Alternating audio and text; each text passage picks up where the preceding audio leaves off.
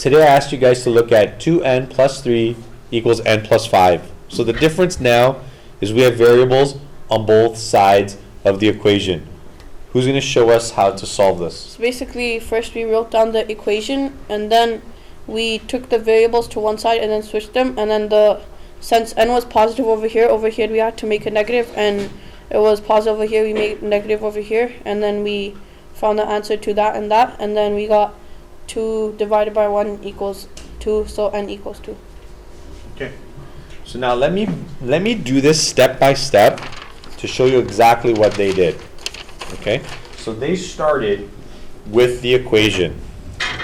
So now I'm going to take this, and just like before, when you have to isolate the numbers, okay, they skipped a couple steps. I'm going to break it down even more so you guys can see what happened. First of all, 2n plus 3. We want to get the 3 away.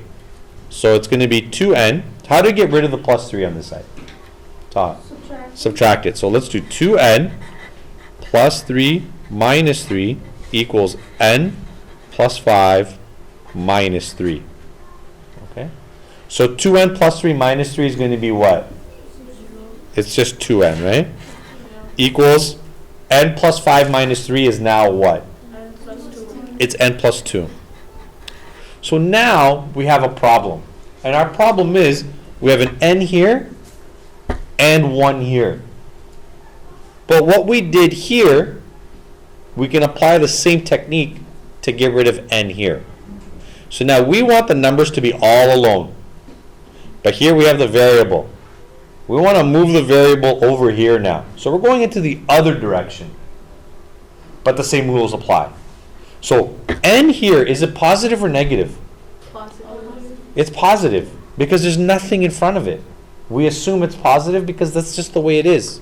One group came really close. They had this, except when they brought it over to the other side, they added it, which kind of messed up their answers. So now we have n on this side. So to get rid of n, you have to do, so this is where it gets a little tricky. N minus n plus 2.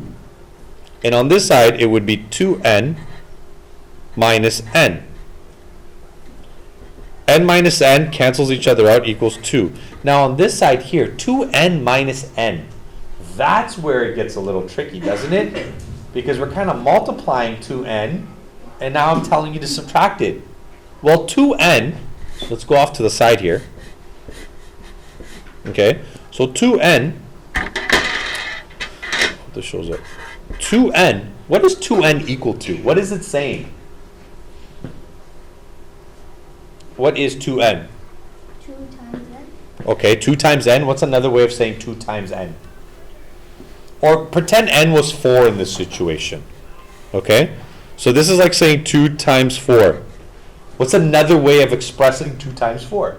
The same thing as saying 4 plus 4. Remember the very first thing ever you learned about multiplication back in grade 3? It's 4 plus 4. 2 times 4 is like saying 4 plus 4. So now when you have 2n, you're right. It's 2 times n, but it's also like saying n plus n. So this right here, it's really n plus n. So then when you have n plus n minus n, what are you left with?